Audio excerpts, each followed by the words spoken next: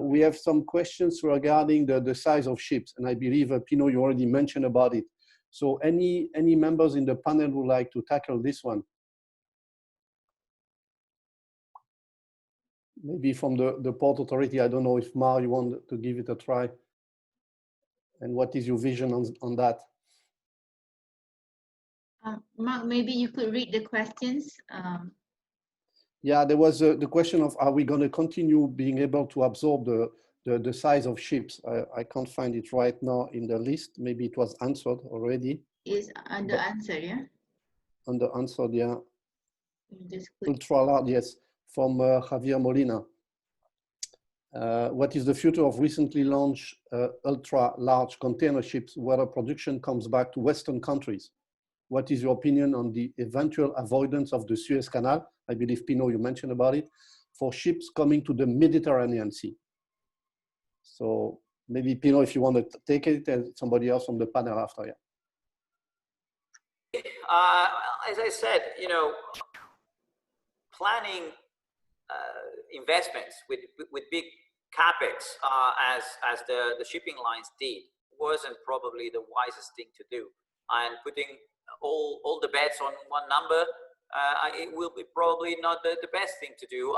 And again, ports were just following, you know, like letting the ship side or the sea side to dictate the agenda also to the land side. But, you know, those two investments have completely different time frames. When you are making an infrastructure, you are thinking about the next 20 to 30 years, because at least it takes 5 years just to make it.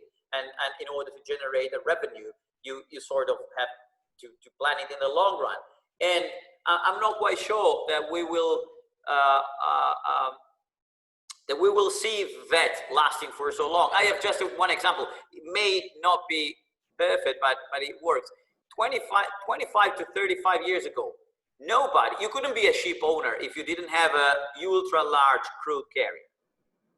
Everybody had them. Everybody spent a huge amount of money. A lot of ports were adapting to those behemoths of the sea. Do you know how many ultra large crude carriers are now actively sailing in the world? One. They've been all scrapped, because when the period is going up, those are generating money thanks to their economy of scale, but at the slightest crisis, they became completely a liability, and they've been dropped. I'm not saying that the ULCVs will make the same end, but we need to consider that things will be much more complicated than they were appearing before the COVID-19, and we should take that into consideration because also of the big financial public involvement that you know, intervening in ports will have. And so we need to think about the wealth and growth generated on a broader way than just calculating the interest for the ship owners. Otherwise, we will pay the bill as a global society and community, and not just as a shipping community. Thank you very much, Pino. Let's change. I know there was some elements that were mentioned by a lot of the panelists on digitalization, and we see here we have two questions on digitalization and port community system. There's one from Yaroub Badr, he's a colleague from the UNESCO based in Ibadan, and another one is anonymous, asking concretely what will be the difficulties. Everybody wants to do digitalization, and I understand for some of the people along, especially in Europe, they are to act very quickly, putting in place something that fix it. But what about the long term, and what are the challenges you still see coming forward? And also maybe if you can have a little bit of word on the budget, because it looks like there's a lot of challenges. People are putting a lot of priorities ahead, but how are you gonna do it with your budget and the resources you have and the people you have? So let's maybe, Rashid, if you want to give it a try for this. Yes. I will share with you about our experience here in Casablanca, in Morocco. The big issues that we faced is mentality. People don't want to use IT in the beginning. They were confident in the contact, in touch, in the hard copy of documents, particularly in the bon à délivrer, particularly in the invoicing. and we faced that resistance of people to work and to move on forward in digital agents. We did a lot of, it's not technical issues. We didn't have any technical issues. People in it's cultural. They like here in our region to meet and to hold the meeting physically in the face-to-face and near each other. But with this COVID and this pandemic, we explain people, we communicate with people in order to stop doing meeting physically and to move on meeting by Zoom, by FaceTime, by WhatsApp, and it was very difficult. This is the difficulty. It's not technical issues. We didn't face any technical issues here. Another thing is how to approve documents. If you all your life you approve documents for hard copy physically, and you come and you stop. We are going to move on digitalization. People didn't catch this message very in the beginning, but now with as we spread the period of shutdown, people take this in account. Now it works well. In the future, the problem in the future, are we going to come back to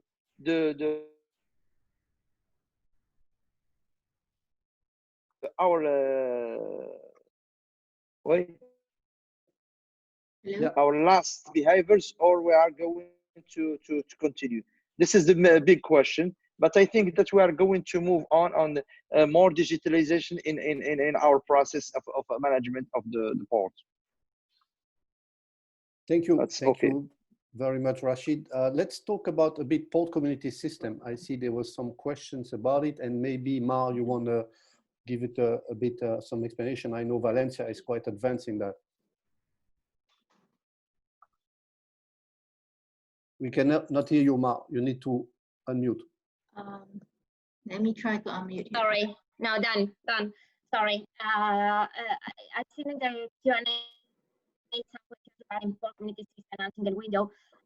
Well, in the end, a single window system is integrated with the port community system because for the user, what they are seeing is only one place where they can introduce the data, and that data is shared with every part that is every part of the logistic chain. So with only one click, only one window, the data is shared to all the participants in the logistic chain. And that's the big advantage, because that's no paper, and also simplifies all the administrative procedures. So I think that a port community system, seen as a huge umbrella of the maritime business, I think is a very, very good thing to promote digitalization and also to improve the operational of the logistic chains. On the other side, we are working now also in connecting different port community systems, different platforms, and I think that every day more, all platforms get more and more connected. And this simplifies procedures, that saves time, saves money, and also, as you are not using paper, no human contact is also more safe from the sanitary point of view, which is also a key point in these COVID times. Thank you. Thank you, Mar. There's also another question for which you answer, but we'll read it. It goes, the Mediterranean ports act as, will the Mediterranean port act as the interface between South and Southeast Asian ports and Western port? And if yes, how well are you prepared for this task? And this is a question for you, Mar, and maybe also for Philippe. Okay, well, just continuing, I think that we are, as Port of Valencia, very well prepared to do so at this time, and to keep on being a logistic platform in the Med. We have just launched an international tender for a new container terminal, fully automated in our port, which will be allowing us to double our capacity. So we'll just keep aiming to keep our good position for transshipment and for attracting traffics in our port. So I think that Med, even we have a lot of opportunities, and well, it's in many places, many webinars and so on. Well, many people think that there will be some relocation of companies. I think that probably yes. I also mentioned in my presentation. But anyway, I think that China and Asia will be keeping very much of the producers of the world. So I think that it's also important just to combine deep sea traffics with local traffics. That I think that will be also increasing, and short sea shipping will be having a very good role in this new time. Thank you. Thank you, Mark. Philippe, maybe? Yeah. Mark, yeah, if I can say something about this question. I don't want to be too much provocative, but it's always surprising to receive this kind of question. Since many years, we are ready for that in Med, and we have so diversified ports. We have now 3 ports, a major port in Med in this webinar, Venice, Valencia, Port of Marseille. But I could say for all the Mediterranean ports that you could find in Mediterranean area all the combination possible to make your business in Med. So as said by Mar, I said by Pino before, you could find the dream combination between small ports, medium ports, major ports, transshipment port to make the perfect balance between the short sea shipping and the deep sea shipping in Med. You can stop in the north bank of Med, you can stop in the south bank of Med, and after that redistribute your cargo to reach the European market as well as the African market. So I'm always surprising about this kind of question. We are ready, but it's a long time we are ready to do that. Yes, thank you, Philippe. Maybe I can sum it up with what Rashid did tell us in his presentation with the 4 phases. You know, reacting, capitalizing, developing. But I like the last one about imagining. So you could, I mean, the sky will be the limit, and trying to capture that, right? So let's give the floor maybe to Julian. I see there's a question for Nico Miete Bochwe from Ghana. He's the ex-CEO of Dock Labor Ghana, and he's asking, he's interested in the redeployment back to office staff and the remote working. So will there be any consequences in terms of risks about insurance, about the staff now not being in the physical place per se? So Julian, if you want to share with us, thank you. Thank you, Mark. I think it's a very interesting question, and there's an insurance answer, and there's a risk answer, and I think these are 2 slightly different angles here. You know, companies have a duty of care to all of the people involved with them, from their staff to their customers to anybody they interact with and third parties. So we look at one sense of the risk just from a duty of care perspective, which has nothing to do with insurance, but it's about trying to minimize the risk and therefore putting safe practices in place. And we've been working with a number of our clients, members and stakeholders to try and give advice on what best practice we can suggest to operators in an industry that is all about people physically acting and moving and carrying out operations. So there are going to be significant challenges, and as well as the physical challenges, companies are going to have to deal with the regulatory challenges that they're faced. So there will be risks, and not only are they going to have to understand the physical risk to themselves and their staff and third parties, but they're also going to have to take into consideration the appetite of their staff and their comfort levels in returning to work and making sure that those people feel comfortable with the process and confident that their companies are acting appropriately and in the best manner. So that's the risk answer. From the insurance perspective, it's a slightly different matter. We do go back to what types of insurance are available for scenarios, COVID-19 or pandemic related, and what's going wrong and who is affected. And that's really a wider question, because you start to go into thoroughly non-port related insurance, into motors and medicals and all the other aspects of workers' compensation, which is again a longer conversation. But I think the focus for operators at this stage should be about the risk and the safety of putting procedures in place to get staff back and get stakeholders back involved with day-to-day business. Thank you for sharing that, Julien. If anybody else from the panel wants to continue on this, how do you put back the staff to your area of work, the traditional one, or you've got plans to separate it or keep some administrative staff away? Anyone want to elaborate from the panel?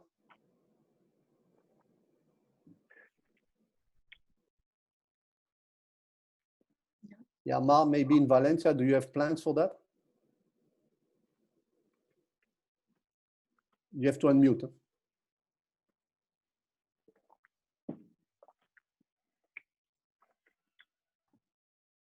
Okay, should be going now, because sometimes I have problems with the micro. Sorry for that. In Valencia, we've been teleworking fully, except of course from the port police and very, very specific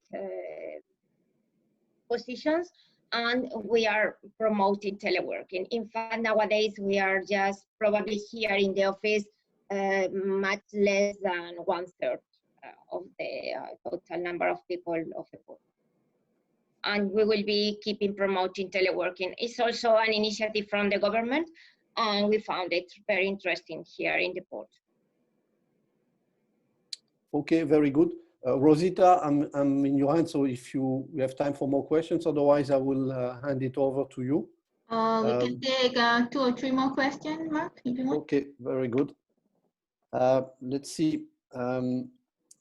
Yeah, there's a question to Pino directly. In order to attract new opportunities that market will demand to the Mediterranean ports, or to not lose volumes turnover, for the ports, we are the main investment to put in place a strategic reaction to the COVID crisis. I don't know if that question was clear. Pino, I don't know if there's a question maybe for you in the list of the chat. Sorry, yeah. So in order to attract new opportunities, the market will demand Mediterranean ports to not lose volumes turnover. What investment do you need to put in place as a strategic reaction to this COVID crisis? Again, the factors on the macroeconomical factors are not all in the hands of the ports. So I mean, it's not just about us. And as I said, that there's quite a lot of things that are happening or going on also on the ship owner side and on other sides of the industry. One thing that has to be done, and that I didn't manage to touch before, is that, well, the investments some of them are also quite strictly related to at least the European side, the TEN-T network, and how we are building the TEN-T network. And now we are building the new version of the TEN-T network, will take place in 2023. I always say we use the first 2 editions of the TEN-T to connect the continent. But now we should use the next revision of the TEN-T to connect this continent with the other continents. Let me give you an example. There's quite a lot of fuss about motorways of the seas, and you know that the Mediterranean is probably the place where this way of walking is used the most. But to date, we can't make motorways of the seas with using the EU funding and using the motorways of the sea corridor and so on and so forth with countries that are Northern Africa or Near East or the Black Sea, because it's not allowed by the rules. And so I am advocating strongly in changing these and allowing us to extend the motorways of the sea, the Black Sea basin, and to the Northern African side of, or non-European side of the Mediterranean. Because in this way, we will get at least three goals. We will expand the European, or anyway, the intra-Mediterranean connectivity. We will foster the adoption of motorways of the sea, thus reducing the amount of trucks and cargo moving on the roads, and accordingly creating a better, more sustainable connectivity network, in addition decreasing dramatically the air pollution caused by these trucks. And in this way, we could absolutely connect in a tighter way our neighbors of the Caucasus area and the northern part of Africa, which is, of course, the northern part of the continent, but the tip of the whole continent. So in this way, we also need to invest into this strategic planning. It's not just about making a lot of infrastructure, it's making the right infrastructure, it's making the right expenditure with the right strategic vision. And so we have these sort of chances, at least if I'm answering on a regional perspective. So we have to do this. And on the other side, we need to avoid doubling, tripling the same infrastructure in the same area. You know, it's quite pointless to have in the range of 300 kilometers, 3 big potential transshipment ports or 3 big ro-ro ports. It's non-functional. It doesn't really help. It will force a competition that is bringing, quality and cost towards the lower part of the bracket. Therefore, not really creating wealth and just wasting resources in the long term. So again, it's not just about building, it's about building with a vision and infrastructuring with a strategy. And in this, I would say that there is still quite a lot of things to do. And it's correct to say that we need to work towards granting significant amount of volumes, but also we need to grant growth and wealth that are going beyond the mere fact of generating volumes. And so we also need to apply appropriate metrics in order to understand if what we're planning is correct or not. Thank you. Thank you very much for sharing this vision. I think it opens up the floor for much more. And also it's probably a great idea to develop this aspect of added value of port services. As you were mentioning before, it's not only seen as a place, a node of infrastructure, but it's something where you can develop industries. And that might solve also some of the migration problem we have in between the two parts, right? So it's a win-win for all. And we just have to see and hope the imagination will pay off and something concrete will come with strategy. The future will tell us. Rosita, we can take one more? Yes, one more. Okay, I see a question from Alex Radcliffe. I will be interested to hear the thoughts of the panelists on the potential future trend of moving to deep offshore ports for reduction in maintenance dredging, increasing in space requirements for port industrial clusters, minimizing nearshore environmental impacts, and due to competition for coastal and land developments. Okay, there's a lot in there. Who wants to answer this question from Alex? Anybody from the panel?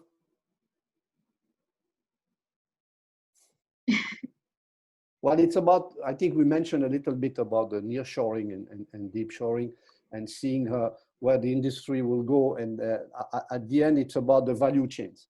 And we don't know yet, some value chains might be broken and then you reestablish it on a closer range by region, but some others, depending on the products, might still exist. And then you need to take into consideration the economic side of it because it's still a business, except if each of the states, because you see there's a big push in Europe on nationalizing in a way, who's going, if it's still a commercial activity, then that has to come in the picture. So any of the panelists, or you skip on this one?